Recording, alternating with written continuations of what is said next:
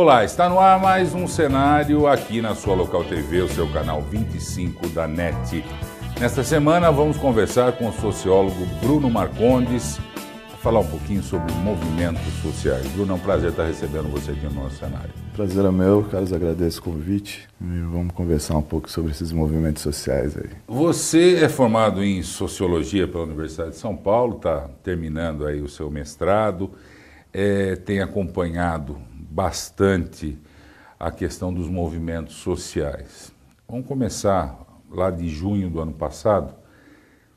Aquela movimentação toda que o país assistiu, que não era só pelos 20 centavos, como é que você faz uma leitura desse movimento inicial lá atrás? Bom, na verdade, para conseguir entender um pouco do que está acontecendo agora no Brasil, a gente tem que entender um cenário que é internacional. Eu voltaria até maio de 1968, que é conhecido pela uma manifestação muito grande que teve em Paris. Os estudantes parisienses chegaram a sair para as ruas com barricadas e enfrentamento, tiveram apoio dos trabalhadores, e a partir daí se espalhou para diversos movimentos sociais relevantes, populares, pelo mundo todo. Esses movimentos, eles surgem num contexto onde o socialismo real, ele deixa de ser uma opção viável, porque ele deixa de ser aquela utopia bonita, igualitária, para vir à tona os absurdos que aconteciam dentro da União Soviética de Stalin e na China de Mao Tse. Com isso, os movimentos sociais, ou as pessoas, os ativistas, que se envolvem pela transformação da realidade, eles já não querem mais esperar por uma revolução socialista. E eles passam a querer transformar a realidade a partir das suas próprias ações. Com isso, surgem os novos movimentos sociais. São os movimentos que são ligados a questões identitárias, como questões de gênero, de raça, o movimento ecologista, o movimento feminista. Surgem nesse contexto, na verdade eles já vinham acontecendo antes, mas aí eles têm uma explosão de popularidade, com mais adeptos. E a partir daí começa a se desenvolver no mundo todo esses novos movimentos sociais. Deixando então de lado os clássicos movimentos sociais, seriam aqueles mais ligados ao socialismo marxista, o que ficou conhecido depois como socialismo autoritário. Eu fiz essa breve contextualização histórica, porque eu acredito que é a partir daí que a gente consegue entender esse novo formato de mobilização social que a gente vê hoje, que já é um outro.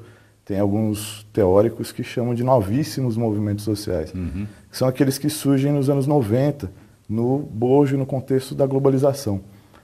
Inclusive, eles foram taxados pejorativamente de movimentos anti-globalização, mas eu prefiro o termo altermundialistas ou altermundistas, porque, na verdade, eles não são contra a globalização, já que a globalização é algo inevitável, e sim contra esse tipo de globalização que é implementado pelo esse sistema atual, que é a globalização do capitalismo neoliberal, sob forte influência dos países mais ricos e mais influentes do mundo, com destaque para os Estados Unidos.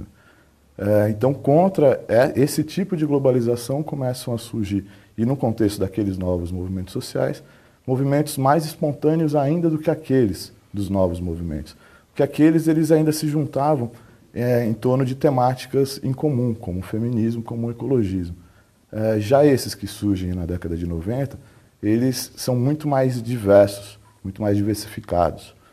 E as pessoas, então, elas começam a se articular para eventos e ações específicas, notadamente alguns encontros das cúpulas internacionais do NAFTA, da reunião da Organização Mundial do Comércio e assim por diante.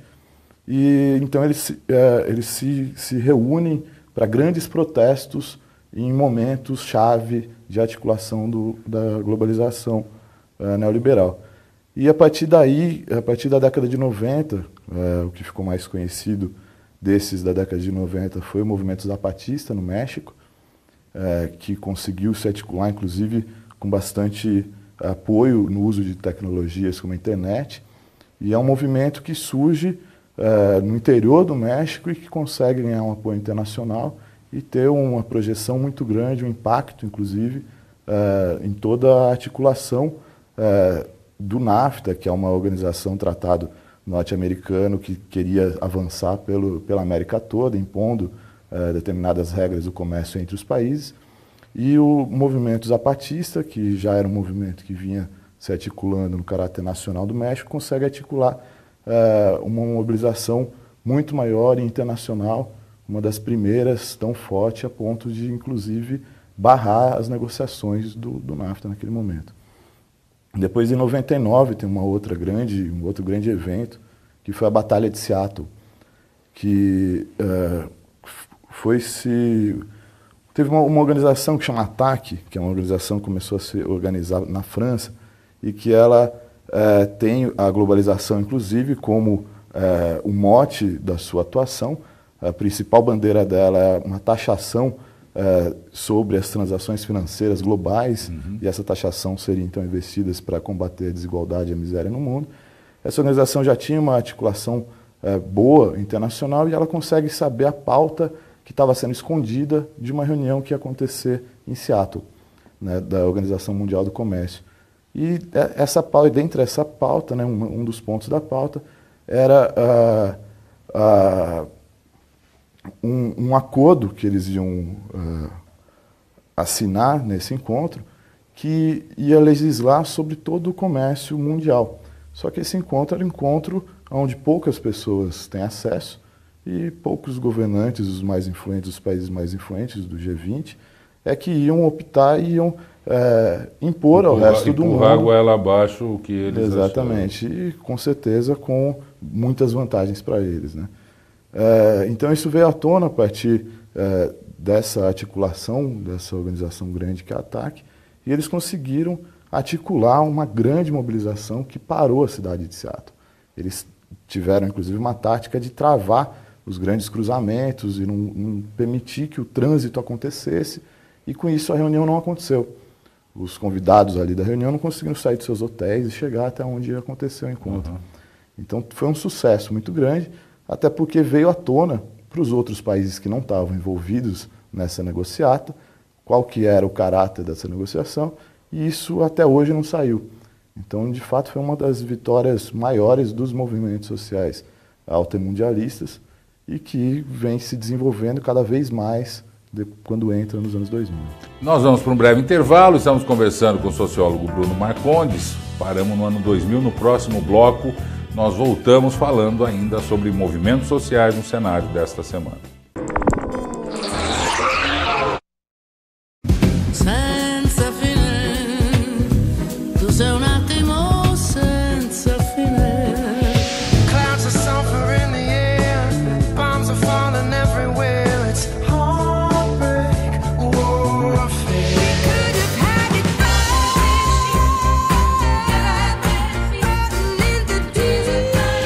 O melhor do mundo no seu rádio. 88,3. Antena 1.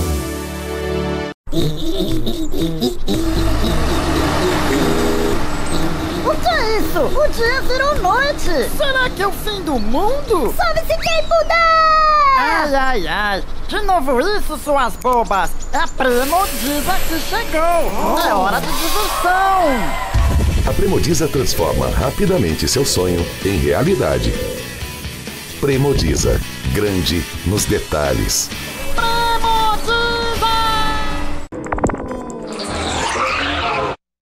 Estamos de volta com o cenário dessa semana, conversando com o sociólogo Bruno Marcondes Franks, falando sobre movimentos sociais, aqui no cenário dessa semana. A gente parou no bloco anterior, você fez um apanhado de 68 até 2000, e uma coisa que no meio do caminho você colocou, e que hoje eu acho que é uma das coisas mais fundamentais para a organização dos movimentos sociais. O Daniel Cohn-Bendit, lá em 68, ele nem imaginava o que seria internet e o que seria rede social. E mesmo assim, fez uma grande manifestação, um grande movimento em Paris, que acabou, inclusive, respingando em outros países da Europa naquele momento, O Brasil passava por um momento também muito efervescente naquela época, logo depois, 4 anos depois da Revolução de 64, mas o fato da internet mudou a cara também, né? E a partir de 90, em Seattle já tinha, e a partir dos anos 2000, a coisa muda de figura para a organização do movimento social. Eu acredito que a internet veio propiciar uma ferramenta que amplia algo que já estava sendo gestado até antes de 68, porque o que acontece em 68 é uma retomada de valores do socialismo libertário, que é mais conhecido como anarquismo. Na verdade, só um parênteses aqui, o anarquismo ele é rotulado ou taxado a partir de uma só das inúmeras correntes que ele tem, né? Então essa que todo mundo conhece mais, que talvez geraria um caos maior ou talvez tenha uma atitude mais violenta, é uma das vertentes do anarquismo, né? O anarquismo tem várias outras, inclusive muitas pacifistas, né? Vários dos grandes pacifistas da nossa história, como Gandhi, Martin Luther King, têm seus valores e as suas características das suas ações muito similares com a origem do movimento anarquista, né? O anarquismo, segundo se coloca, é o não reconhecer o Estado, é não reconhecer o governo.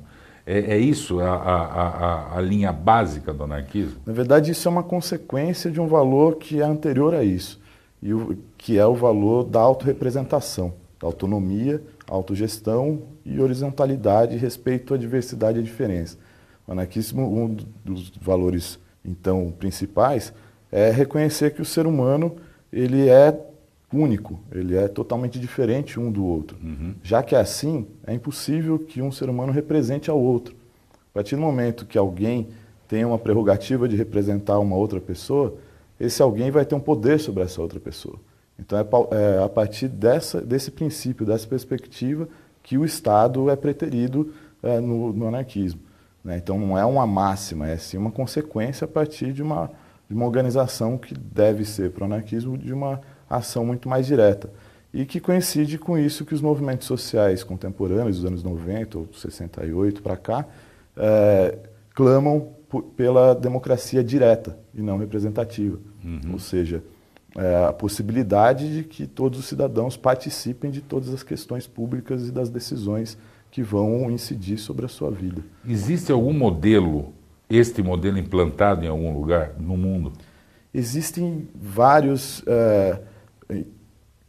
experiências em aspectos independentes, espalhados e diversos, né? Você não tem nenhum Estado-nação, né, como a gente conhece hoje os países, com uma organização anarquista. Mas seria uma incoerência se tivesse também, já que não seria Estado. Exatamente, e o princípio do anarquismo também vai gerar um outro valor, que é o internacionalismo, né, que é a falta de critério, por exemplo, na divisão das fronteiras nacionais, né, as divisões políticas do mundo contemporâneo. E isso fica mais claro quando a gente vai ver a África, né, que foi dividido ali, esquartejado pela colonização europeia, que se dividiu, se fez fronteira dividindo povos, juntando povos inimigos, dividindo povos inteiros. Enfim, e essa arbitrariedade aconteceu também no mundo ocidental, né? Enfim, e o anarquismo, então, ele propõe a ação direta e a ação a partir de uma coerência do seu discurso com a sua prática, né, que diverge um pouco daquela noção do socialismo marxista, que almeja uma revolução, ou seja, a tomada do poder do Estado para depois você implementar a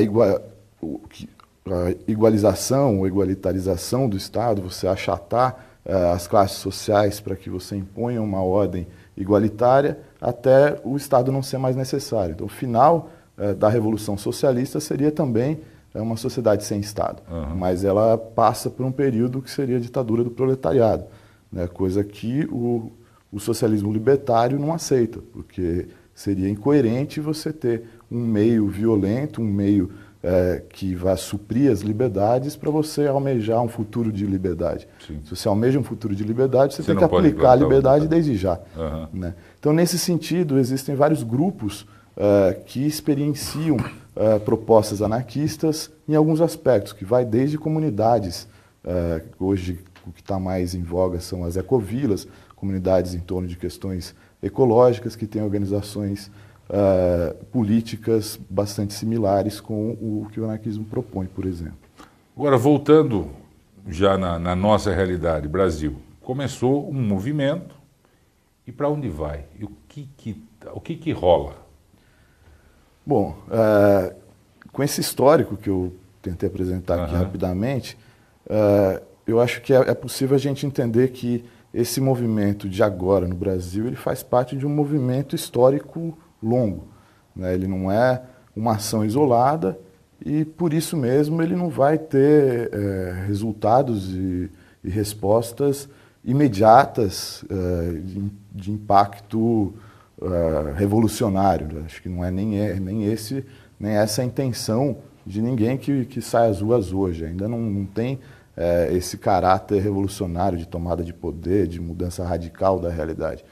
Mas ele se insere nesse processo que eu estava mencionando, e é um processo de tomada de consciência da população, de tomada da política nas suas mãos, né, das pessoas começarem a perceber que a realidade só vai mudar quando as pessoas participarem diretamente da política.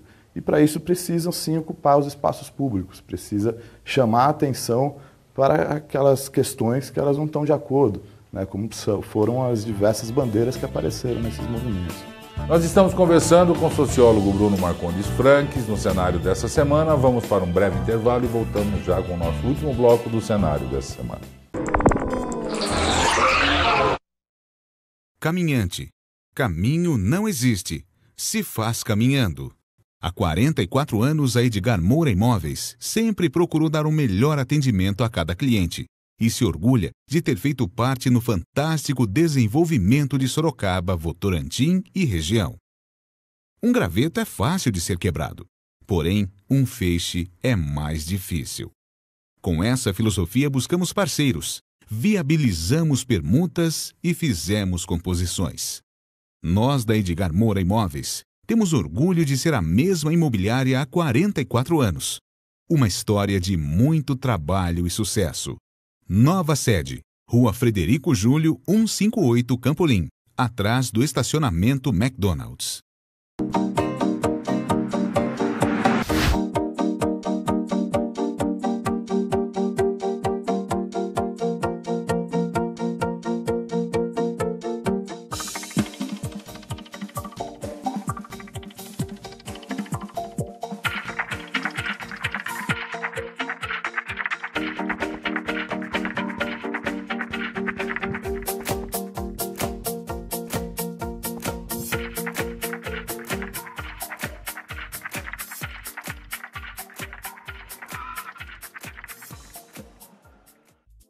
Bidu Casa e Acabamento, uma loja que oferece uma variedade de produtos para o acabamento da sua construção, permitindo a criação de ambientes que vão do clássico ao contemporâneo, a qualidade do atendimento e novas soluções e surpreendem seus clientes com um toque de produtos, a pronta entrega e frete grátis a Sorocaba, Votorantim e Araçoiaba. Bidu Casa e Acabamento, um conceito diferente em loja de revestimento. Estamos de volta com o cenário dessa semana, conversando com o sociólogo Bruno Marcondes Franques, falando sobre movimentos sociais. Os movimentos teve um início, né, no ano passado, as pessoas saíram de casa, as pessoas já com a minha idade, um pouco mais velhos, lembraram do nosso movimento estudantil, da retomada da democracia, foi para a rua com o filho, toda aquela coisa. Teve uma parada, começou novamente, naquele momento, como você mesmo disse, 200 bandeiras diferentes surgindo. As pessoas queriam botar para fora algum tipo de reivindicação. E depois disso começou, teve uma continuidade esse movimento, e aí começou a se identificar uma certa agressividade, uma certa violência. Surgiram os black blocs, agora os white blocs, o sujeito encapuçado, enfim, toda uma movimentação que alguns dizem, inclusive, que estes grupos surgiram para que as pessoas que saíram nas ruas em junho se afastassem das ruas, para que não se engrossasse o movimento. Tem alguma coisa a ver isso, Bruno? Eu acho que os resultados a gente ainda está muito cedo para a gente avaliar qual que é o impacto desse fenômeno, né? Se ele vai afugentar as pessoas da rua ou não, é uma situação que a gente ainda não pode prever. Eu imagino que a gente vai ter uma efeméride nesse ano, que é a Copa do Mundo, que vai levar muita gente para a rua, independente de como essas manifestações estão ocorrendo. Eu não concordo com essa visão de que os manifestantes são violentos, né? E também, voltando um pouco na história, o Black Bloc ele não surgiu agora, ele surgiu na década de 80, na Alemanha, e depois ele começou a se popularizar justamente na onda daqueles movimentos altermundialistas, né, que os ditos anti-globalização, que eu estava narrando ali, que começa nos anos 90. Então, nesses encontros que começam a acontecer nos anos 90, em Seattle, por exemplo, que eu citei, eles estavam presentes, bastante forte, tiveram uma presença bastante forte em Seattle e em todos os grandes encontros internacionais no contexto da globalização. Então, esse fenômeno que acontece no Brasil, ele, na verdade, ele está refletindo uma forma de manifestação que já vem acontecendo no mundo todo, né? E o chamado Black Bloc seria, então, uma forma de manifestação, não é um movimento. Né? Eles não têm uma bandeira, eles não têm uma ideologia em si de defesa. Tem, sim, com relação à negação do sistema atual. Ou seja, eles são contra o capitalismo, contra a globalização neoliberal.